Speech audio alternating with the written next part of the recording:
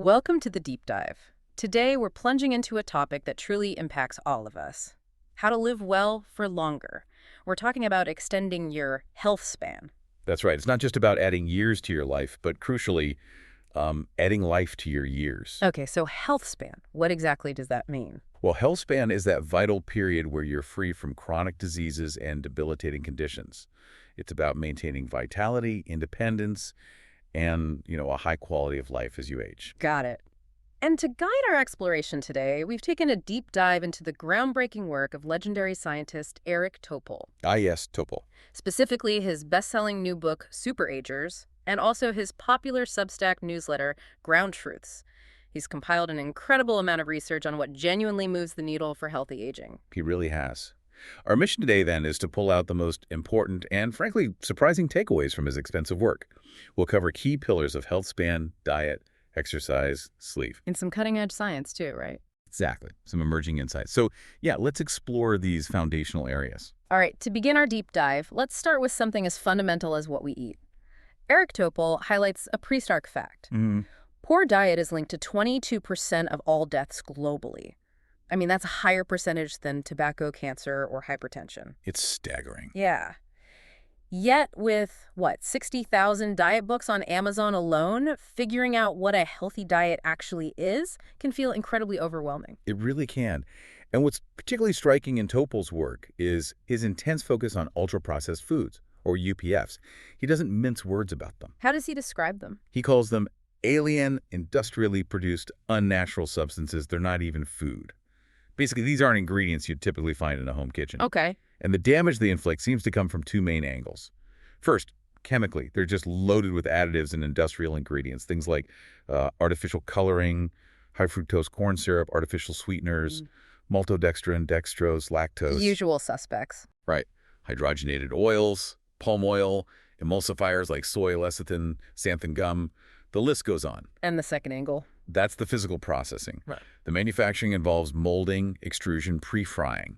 It's all designed to maximize digestibility and speed up absorption. Which causes those blood sugar spikes. Exactly. Blood glucose and insulin spikes. It's the complete opposite of how natural fiber-rich foods work, which slow down digestion. Topol actually points to the NOVA classification system as a helpful guide here. How does that work? It basically categorizes foods into 4 groups: unprocessed, processed culinary ingredients, processed foods, and then ultra-processed foods. It helps you see just how much industrial tinkering has gone into something. And the impact of these UPFs, Topol shows it's really significant. There was an NIH trial led by Kevin Hall. Yes, that one was eye-opening. It really was. Yeah. People on an ultra-processed diet ate an extra 500 calories a day just naturally and gained weight, while those on the unprocessed diet, they actually lost weight. That's a pretty clear signal, isn't it? This overeating is intricately linked to a disruption of our natural gut-brain signals. And the health risks aren't trivial. Not at all. There's a sharply heightened risk for a whole range of cardiovascular and metabolic diseases. We're talking abnormal lipid levels, insulin resistance, widespread inflammation. Wow. Yeah, studies have shown notably higher risks for conditions like metabolic syndrome. That's an 80% increased risk. 40% for type 2 diabetes, 23% for hypertension, 55% for obesity, and even a 66% higher risk for cardiovascular death. That's huge. And what about cognitive effects? That's concerning too. For older adults, even a modest 10% increase in UPF intake is linked to a 16% increased risk of cognitive impairment.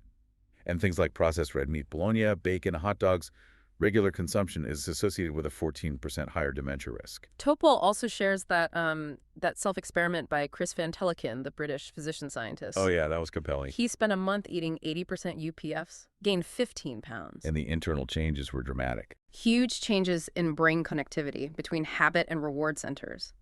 His hunger hormones, leptin specifically, went 5-fold higher, and body-wide inflammation doubled. It's a powerful example. And it highlights that while genes play a role, diet has this massive impact.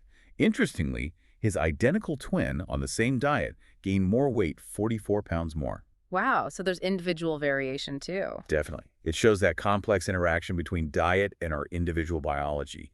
But the clear message for health span, according to Topol, restrict UPFs to the lowest level possible. Okay, so practically speaking, when we're at the grocery store, what's the takeaway for us? Keep it simple. Read labels carefully. Avoid ingredients that sound like they belong in a chemistry lab, right? Right. Steer clear of added or fake sugars. Choose items with the fewest ingredients possible. And be really wary of those health claims. On packaging, they often mask highly processed contents. And the layout of the store. Topol often advises shopping the perimeter. That's where you usually find the fresh foods. The middle aisles. That's typically UPF territory. There's even an app, Open Food Facts, that can help you scan and identify these things. That raises an important question, though. Why isn't the U.S. joining other countries like Brazil and Israel in issuing official guidelines against UPFs? Well, Topol points directly to what he calls the supersized chokehold influence of multinational corporations, or big food, on regulatory bodies like the Department of Agriculture. Lobbying. Massive lobbying.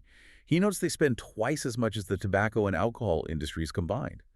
And historically, the FDA has been, shall we say, slow to act on harmful additives already banned elsewhere, like in Europe, red dye number 3, brominated vegetable oil. Things still in our food here. Exactly. Topol suggests that, looking ahead, UPFs might eventually be regarded much like cigarettes are now. We might see calls for conspicuous labeling on foods and drinks, highlighting their risks. Okay, so beyond UPFs, Topol then dives into other dietary details, sweeteners, salt, and the big macronutrients. Carbs, protein, fat. Yes, his analysis is quite detailed there too. Excessive sugar, especially from sugar-sweetened beverages, is undeniably bad. Full stop. Increases mortality risks. Yeah, increases all-cause, cardiovascular, and cancer mortality. High intake can even triple the risk of atrial fibrillation. Artificial sweeteners, it's more complicated. Mixed messages there. Conflicting reports, yeah. But overall, the data isn't exactly favorable, though maybe less concerning than high sugar itself. Topol does note stevia seems to be among the least concerning artificial sweeteners. And salt. We always hear about salt and blood pressure. The link to hypertension is clear, though how much it affects you varies individually. Moderate intake, maybe 1 to 2 teaspoons a day, is generally fine. But above 5 grams of sodium daily, cardiovascular risk increases. And the average American consumes about 3.5 grams daily. So not terrible on average, but many are higher. Plus, high salt diets might also pose risks for cognitive impairment by reducing brain blood flow. So limiting added salt, maybe considering potassium chloride substitutes, can help. Okay, now onto the big 3 carbs, protein, and fat. What's the key message from Topol here? The type of macronutrient truly matters, not just the amount. He talks about carbotoxicity, but specifically for the bad carbs. So distinguish between good and bad carbs. Absolutely. Good carbohydrates, think dietary fiber, non-starchy vegetables, legumes, fruits, whole grains. They actually reduce mortality and disease risk. Bad carbs, like fast-digesting sugars and refined grains, they spike insulin and lead to weight gain. And protein, especially as we age. Right. The current recommended daily allowance, the RDA, might actually be too low for older adults because we naturally lose muscle mass with age, sarcopenia. So more protein might help. It might, but it's tricky. Extremely high protein diets have been linked to issues like atherosclerosis and pro-inflammatory gut metabolites. Topol suggests up to maybe 1.2 grams per kilogram of body weight is reasonable. But be careful about the source. Yeah, he advises caution with leucine-rich animal proteins. Honestly, the science on optimal protein intake as we age is still evolving. It's hard to conduct those large-scale long-term trials. Understood. And what about fats? They've had such a roller coaster ride in dietary advice over the years. It's a fascinating area, isn't it?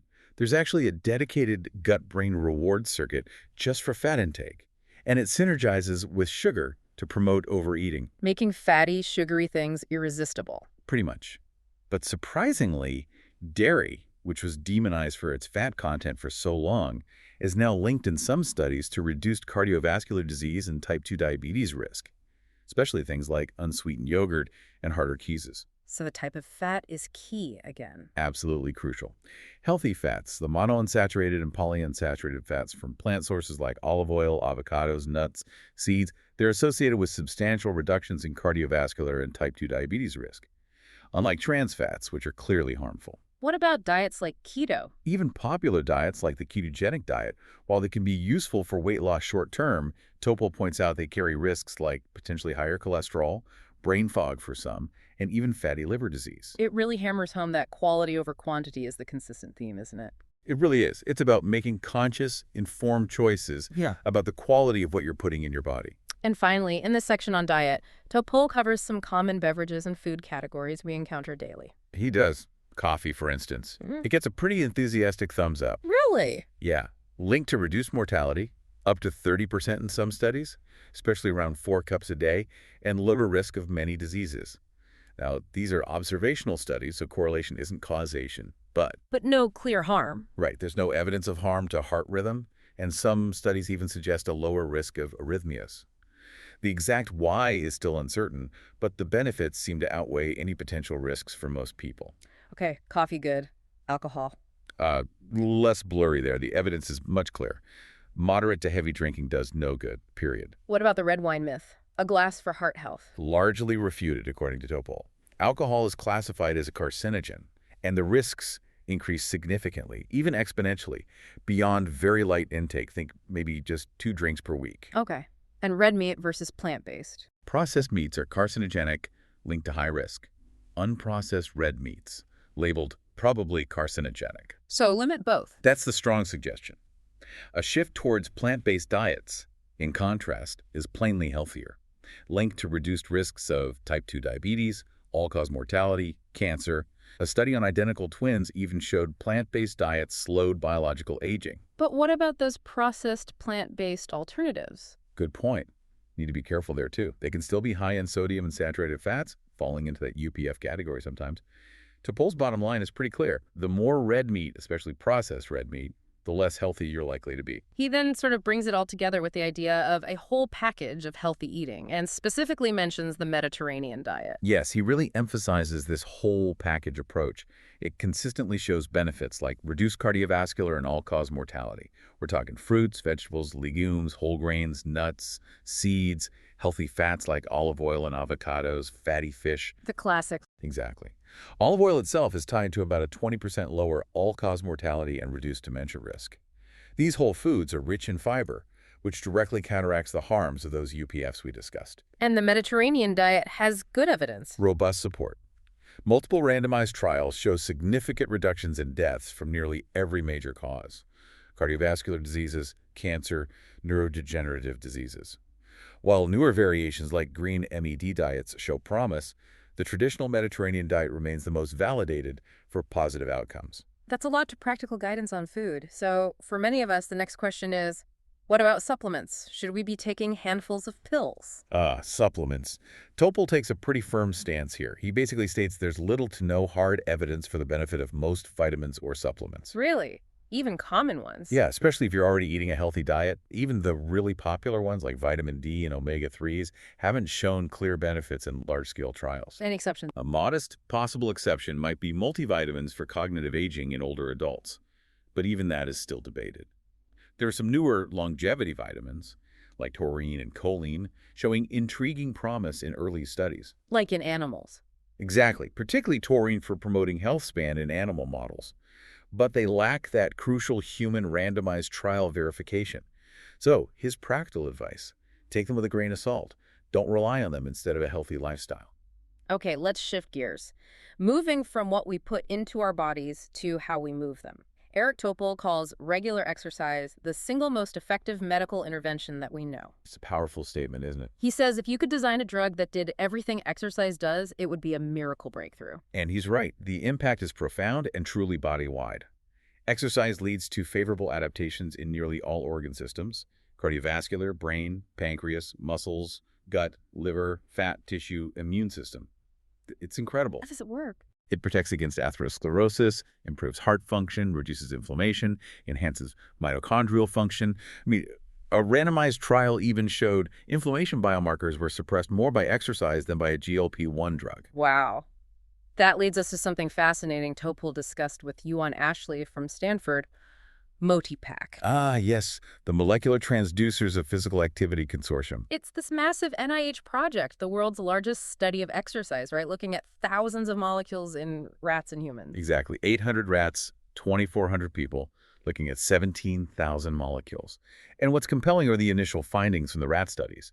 They showed that regular exercise literally changes every tissue dramatically. In surprising ways. Often in surprising ways. Like they saw dramatic changes to the adrenal gland, high enrichment of immune pathways in the small intestine, things you might not immediately connect to exercise. Really reinforces this idea of hormesis. Hormesis. Yeah, the idea that the body learns to deal with the recurrent beneficial stress of exercise activating deep repair mechanisms like heat shock proteins. Ashley commented that exercise is a multi-system, multi-tissue, multi-dimensional response. And because of that, An exercise pill just isn't going to be possible. The effects are too complex, too widespread. right.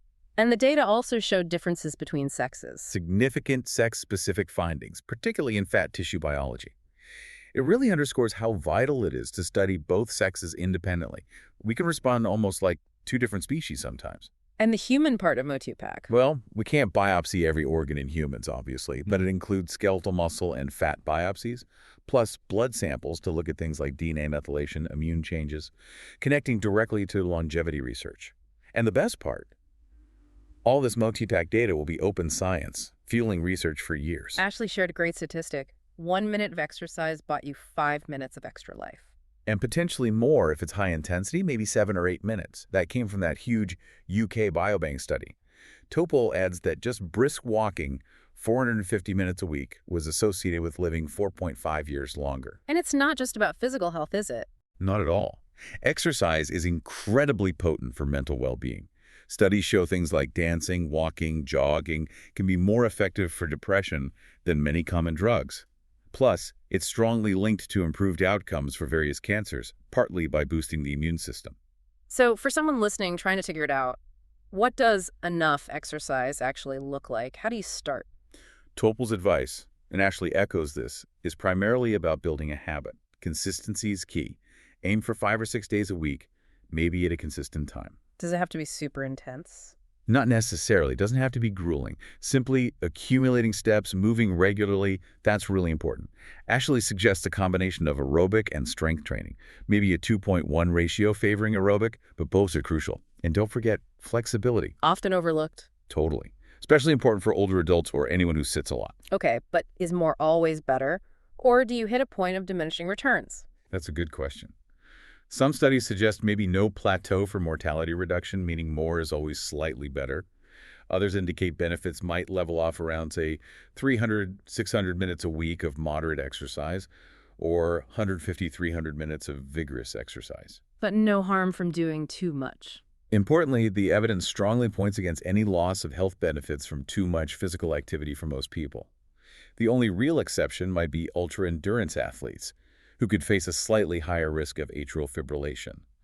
But for the vast majority, more movement is good. Despite all these clear benefits, it's quite striking. Only about 1 in 4 American adults actually meet the recommended guidelines for both aerobic and muscle strengthening. It is striking, and Topol highlights that even small changes can make a huge difference. Just 10 minutes of physical activity per day could prevent an estimated 110,000 deaths among American adults annually. Just 10 minutes.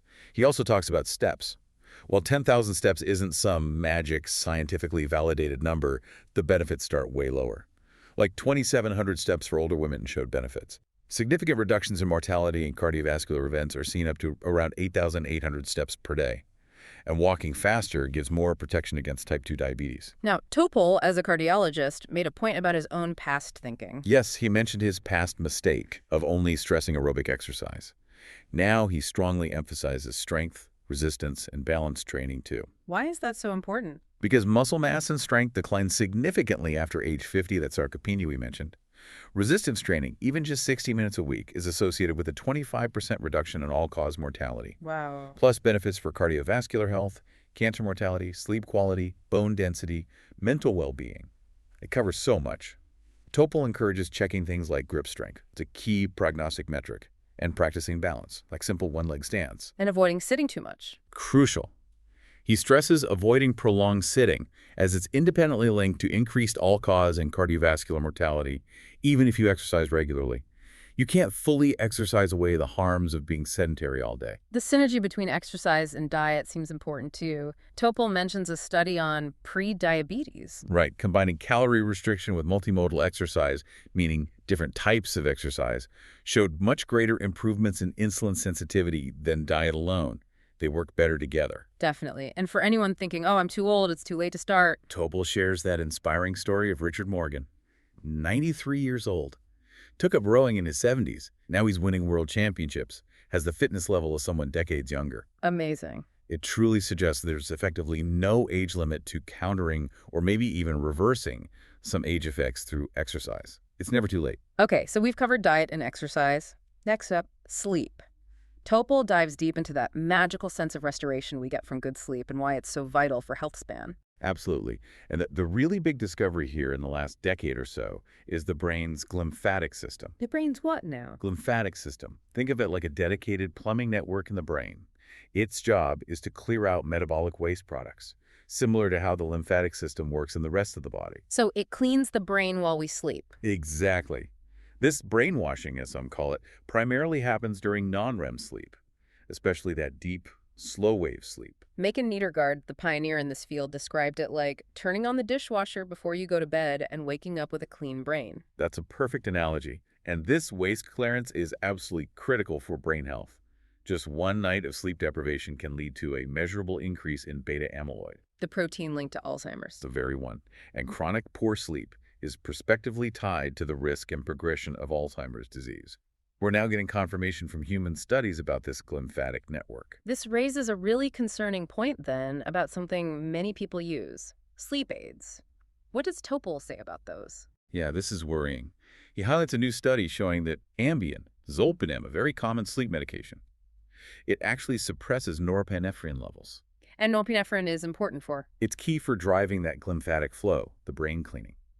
So, ironically, the drug reduces the very waste clearance that sleep is supposed to enhance. So the drug might help you fall asleep, but harms a key function of sleep. Precisely. And other drugs might have similar adverse effects.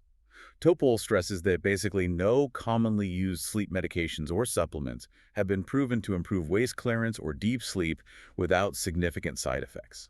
That's quite a statement. So how much sleep do we actually need? And how does it change as we age? Around 7 hours seems to be the sweet spot, the optimal duration for most adults. Both too little less than 7 hours and actually too much more than 8 hours are associated with negative health outcomes. Like what? Increased all-cause mortality, declines in cognitive and mental health. And yes, as we age, deep sleep naturally decreases, sleep tends to become more fragmented, and our internal clock, the circadian rhythm, can shift earlier. Earlier bedtime, earlier awakening. Topol mentions that a huge chunk of Americans, maybe 35–40%, sleep less than 7 hours regularly. Yeah, and Americans generally get less sleep compared to some other developed countries. So for promoting healthy sleep and therefore brain health span, what does Topol emphasize? It really comes down to behavioral and lifestyle factors. Maintain a regular bedtime and wake-up time, even on weekends, as much as possible. Consistency. Consistency is huge. Regular exercise and regular meals, but with enough separation from bedtime. Think about that idea of early time-restricted eating, perhaps. Create a good sleep environment. Cool, fully dark, quiet. And screams. Avoid blue light from electronic devices close to bedtime. It really disrupts your circadian rhythm. And crucially, diagnose and manage sleep apnea if it's present. It affects a lot of adults, often undiagnosed, and it's linked to a doubled risk of cardiovascular and metabolic diseases. What about relaxation techniques? Things like relaxation techniques, meditation, and also digital cognitive behavioral therapy for insomnia, or CBTI, have shown real efficacy for improving sleep quality. He also mentioned sleep trackers briefly. Yeah, he notes that while they can help you identify triggers for poor sleep, their accuracy varies, the algorithms aren't standardized. And for some people, they can actually worsen anxiety about sleep. So use them cautiously. Okay, so beyond diet, exercise, and sleep, these core pillars, Eric Topol also delves into some environmental factors that maybe get less headline space, specifically social isolation and microplastics. Right. Social isolation and loneliness are really critical public health concerns. A big review, 90 studies, over 2 million people. Yet it linked loneliness to significantly increased all-cause mortality, cardiovascular mortality, and cancer-related mortality. Now, cause and effect isn't fully nailed down, but it's a powerful association.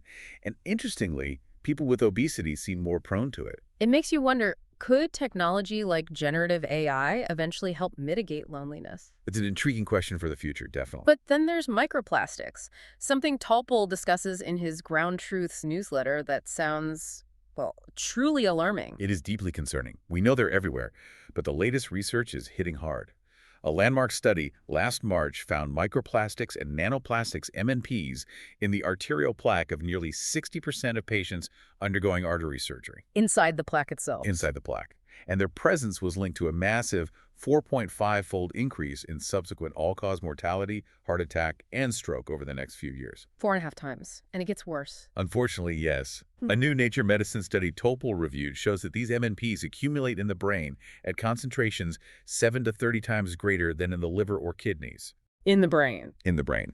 And what's really alarming is that brain MMP concentrations were considerably higher in people with dementia compared to healthy brains. And these levels seem to have increased dramatically just between 2016 and 2024. Does this prove plastics cause dementia? It doesn't definitively prove cause and effect yet, but it's flanked by other concerning evidence. Another study in Science Advances, using a mouse model, showed MNPs in the bloodstream can cross the blood-brain barrier. Oh, wow. Yeah, cross the barrier, activate the brain's immune system, and lead to blood clots and neurological abnormalities. Topol refers to this whole issue as a plasticdemic, inciting aggressive inflammation throughout our bodies. Okay, that's terrifying. Facing something so pervasive, what can we realistically do? It feels overwhelming, but Topol suggests some practical steps. Actively try to avoid plastic-packaged foods and drinks whenever possible. Use less synthetic fabric as they shed fibers. Clean household dust regularly as it contains plastics. And heating plastics. Crucially, avoid heating plastic containers. Think microwaved ready meals in plastic trays, or even some plastic kettles. Heating leaches large amounts of microplastics into food and water. But individual actions only go so far. Exactly. Beyond individual steps, Topol emphasizes the urgent need for drastic cuts in overall plastic production and our reliance on single-use items. He calls it a crisis demanded immediate global attention. Okay, so this deep dive has covered a lot of these low-tech lifestyle factors, what Topol calls lifestyle plus cull. But he also highlights how cutting-edge, high-tech advancements are changing the game, right? Revolutionizing our understanding and ability to forecast health. Indeed. One major area is personalized nutrition, moving beyond the old one-size-fits-all diet advice. Because we're all different biologically. Exactly. As Topol explains, each person is unique. Wearable continuous glucose monitors, CGMs, are becoming much more accessible now. They let you see in real time how your blood glucose responds to different foods, exercise, sleep, stress. And our gut microbes play a role. A huge role. That landmark 2015 study from the Weizmann Institute really demonstrated that a person's unique gut microbiome is a key determinant of their glucose spikes after eating. So my response to bread might be totally different from yours. Precisely. This has led to randomized trials showing that algorithm-based personalized diets can significantly improve glucose regulation, especially for people with prediabetes. The NIH is investing heavily now in the Nutrition for Precision Health program. What does that involve? Collecting vast amounts of data, CGM data, microbiome data, genetics, DXA scans for body composition, even food photos analyzed by AI to really advance this field. It's still early days, but the goal is to integrate all this individual data using AI to figure out the optimal dynamic diet for you. That's fascinating. Another incredible frontier Topol discusses is the emergence of protein organ clocks, based on work by scientists like Tony West-Corey at Stanford. Yes, this is really cutting edge.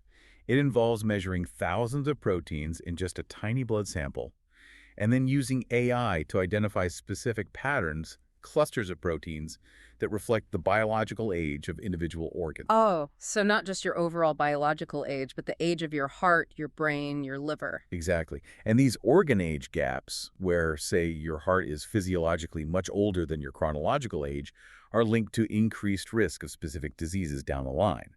Accelerated heart aging predicts heart failure risk.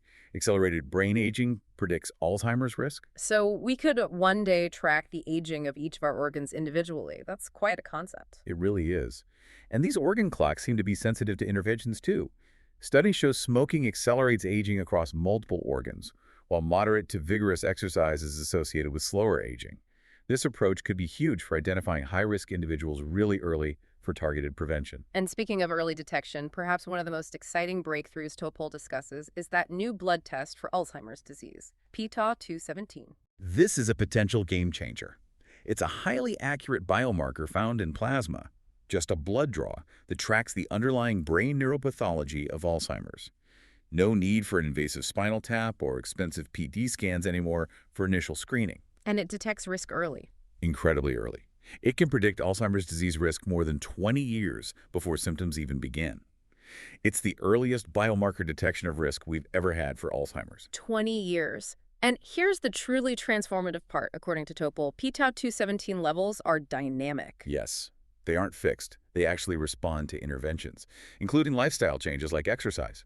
He cites a study showing substantial improvement in p-tau217 levels with comprehensive lifestyle changes. So it's not just predicting risk, it could track progress in prevention. Exactly. This opens up an entirely new vision for Alzheimer's prevention, much like how we use cholesterol levels to guide statin use for heart disease prevention. Topol believes p-tau217 will become a key part of risk assessment. Identifying high-risk people decades in advance. Years, even decades, so they can intervene proactively with these powerful lifestyle factors we've discussed, or perhaps with new drugs as they become available. This could finally allow for the primary prevention of such a devastating age-related disease, something previously thought almost impossible. Wow. This deep dive into Eric Topol's super agers and ground truths really paints such a comprehensive picture of how we can actively work to expand our health span. It's clear the choices we make every day, what we eat, how we move, how we sleep, they have this profound, interconnected impact. They really do. And these emerging high-tech tools, personalized nutrition, organ clocks, that Alzheimer's blood test, they're poised to give us unprecedented insights, allowing us to individualize strategies for prevention and health optimization like never before. So boiling it down for you, our listener, what does this all mean? Well, it means those low-tech lifestyle factors, diet, exercise, sleep, they remain absolutely paramount. They are incredibly potent drivers of health. Yep. But the exciting part is the future seems to offer this convergence, blending these foundational habits with powerful new data and insights. It helps us proactively manage our health span with much greater precision. The profound impact of making these choices is just undeniable. So maybe consider this. In a world just flooded with health information, sometimes contradictory, often overwhelming, what simple, consistent change might you prioritize this week? Something tangible to actively build your own health span, knowing the incredible, multifaceted benefits it can bring. Yeah, take a moment to reflect on that. We really hope this deep dive has given you some valuable nuggets of knowledge to chew on, and maybe even spark some new ideas for your own path to a longer, healthier, and definitely more vibrant life.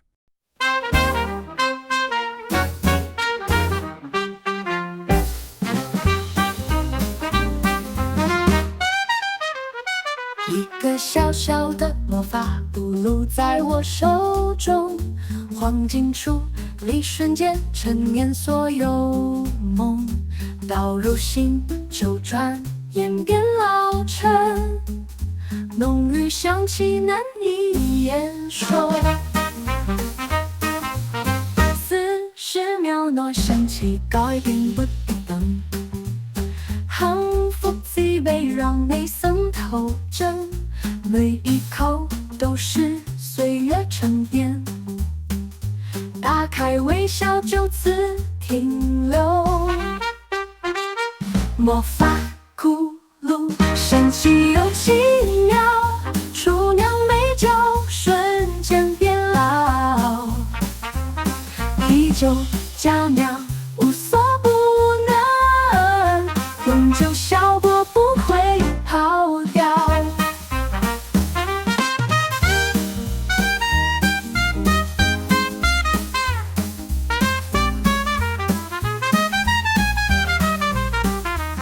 醒着倒入瞬間變老酒，每滴都是時光的恩寵，香味回盪，心裡陣陣，笑容常在幸福中。啤酒也能變得如此醇厚，未曾見過這神奇的魔法酒，享受每一秒的美味時光，人生從此不再匆忙。魔法咕嚕神奇又奇妙，廚娘美酒瞬間變老，啤酒佳釀無所不能，永久效果不會跑掉。